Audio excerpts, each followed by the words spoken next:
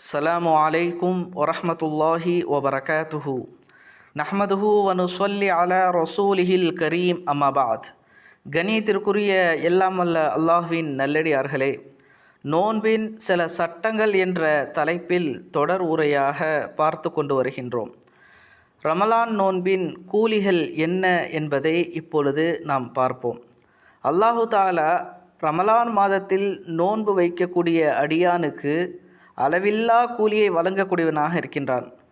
நோன்பு அல்லாஹுக்குரியது, அதற்கு அல்லாஹ் அளவில்லா கூலியை வழங்குவான் என்பதை நபிகள் நாயகம் ஸல்லல்லாஹு அலைஹி வஸல்லம் அவர்கள் நமக்கு அறிவித்திருக்கின்றார்கள். ஹதீஸ் மூலமாக தெரிந்து கொள்ளலாம்.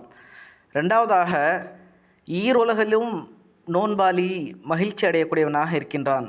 ஒன்று நோன்பு திறக்கும்போது, ரெண்டாவது இறைவனை சந்திக்கும் போது. ஆக இந்த மகிழ்ச்சி இருக்கின்றதே அவனுக்கு மிகப்பெரிய ஒரு பாக்கியமாக இருக்கின்றது. இதை நாம் ஹதீஸ் மூலமாக தெரிந்து கொள்ளலாம்.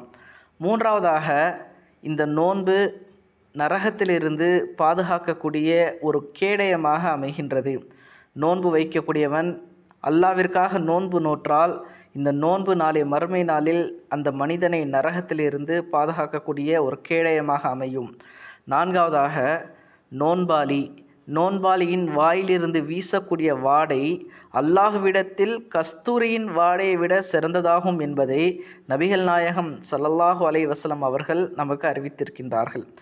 ஐந்தாவதாக, இந்த நோன்பு நாளை மறுமை நாளில் நோன்பாளிக்காக பரிந்துரை செய்யும் என்பதை நாம் ஹதீஸ் மூலமாக தெரிந்து கொள்ளலாம்.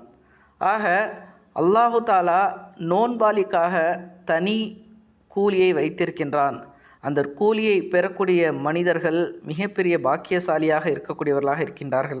ஆக இந்த ரமலானுடைய மாதத்தில் அல்லாஹ்விற்காக நோன்பு நோற்று அந்த கூலியை பெறக்கூடிய மனிதனாக, அடியானாக நாம் இருக்க வேண்டும். ஆக அல்லாஹ் நம் அனைவருக்கும் அந்த பாக்கியத்தை தந்து அருள் புரிவானாக. வ ஆகிரு தஅவானா அனில் ஹம்துலில்லாஹி ரப்பில் ஆலமீன். அஸ்ஸலாமு அலைக்கும் வரஹ்மத்துல்லாஹி வபரகாத்துஹு.